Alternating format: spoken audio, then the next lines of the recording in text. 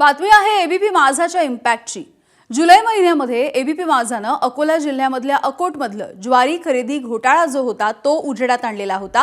शेतकऱ्यांच्या सातबाऱ्यावरती संगणकामध्ये छेडछाड करून त्यांच्या नावानं बोगस ज्वारी खरेदी केल्याची बाब एबीपी माझानं उजेडात आणली होती, समोर आणली होती। आणि हाच मुद्दा राष्ट्रवादीचे आमदार अमोल मिटकरी यांनी सभागृहामध्ये उपस्थित केल्याच्या नंतर पणन मंत्री जयकुमार रावल यांनी या प्रकरणी एसआयटीची घोषणा केली। यानंतर आता जिल्हा प्रशासनाने यामध्ये मोठी कारवाई केली आहे। या प्रकरणी जिल्हा प्रशासनाने अकोला, बार्शी टाकळी आणि अकोट इथल्या खरेदी विक्री सहकारी संघावरती दंडात्मक कारवाईचा बडगा उगारला। तर या प्रकरणामध्ये शेतकऱ्यांच्या नावावरती बोगस सातबाऱ्याच्या माध्यमातून खरेदी करणाऱ्या मुंडगाव इथल्या संत नरसिंग महाराज फार्मर प्रोड्युसर कंपनीला काळ्या यादीमध्ये टाकण्यात आलंय। Narsing Maharaj farmer producer company ही बच्चू कडू यांच्या प्रहारचे जिल्हाध्यक्ष कुलदीप वसू यांच्याशी संबंधित आहे। शेतकऱ्यांच्या प्रश्नांवरती लढणाऱ्या बच्चू कडू यांच्या जिल्हाध्यक्षांचीच कंपनी ही शेतकऱ्यांच्या फसवणुकीच्या प्रकरणामध्ये काळ्या यादीमध्ये टाकली आहे। त्यामुळे आता मोठी खळबळ उडालेली आहे।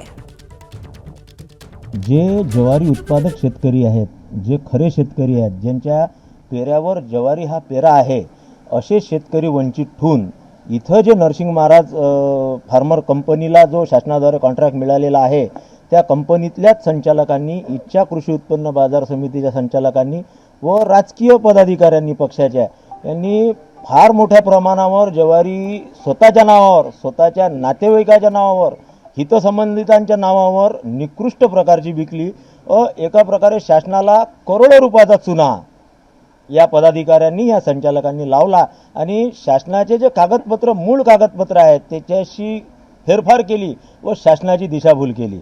आणि म्हणून आमची मागणी आहे शासनाला की याच्यात जो कोणी दोषी असेल, ज्या कोणी पार्टीचा, ज्या कोणी पक्षाचा पदाधिकारी असेल, तो कितीही मोठा असेल, त्याच्यावर कठोरातली कठोर कारवाई हे झाली पाहिजे, कारण ही संघटित गुन्हेगारी आहे। याच्यात जे गोडाऊन कीपर आहेत, हे मार्केटिंग किंवा वखार महामंडळाचे जे इथं जे गोडाऊनमध्ये माल घेतात ते सुद्धा याच्यात दोषी आहेत आणि महसूलचे कर्मचारी सुद्धा दोषी आहेत। या सर्वांवर एसआयटीनं प्रामाणिक चौकशी करून कोणत्याही राजकीय दबावाला, कारण इथं मोठे मोठे राजकीय लोक आहेत, ते दबाव आणू शकतात, त्यांना ना घाबरता निष्पक्ष चौकशी करून यांना सजा झाली पाहिजे आणि शेतकऱ्यांना न्याय मिळाला पाहिजे। घरत्यानुसार भाव दिला 50 रुपये किलो रुईचा शेतकऱ्यांना, उरले 300 रुपये किलोची रुई आहे, पण 250 रुपये तो भ्रष्टाचार करून राहिला, स्वतः 50 रुपयात शेतकऱ्याची बोलवण करून राहिला। या गोष्टीचं जर बाजार समितीचे संचालक समर्थन करत असतील तर ही एक शेतकऱ्यांच्या दृष्टीनं आमच्या तालुक्यातील शेतकऱ्यांसाठी खेदाची बाब आहे की या शेतकऱ्यांचे प्रतिनिधीच जर अशा या भ्रष्टाचाराचं समर्थन करतात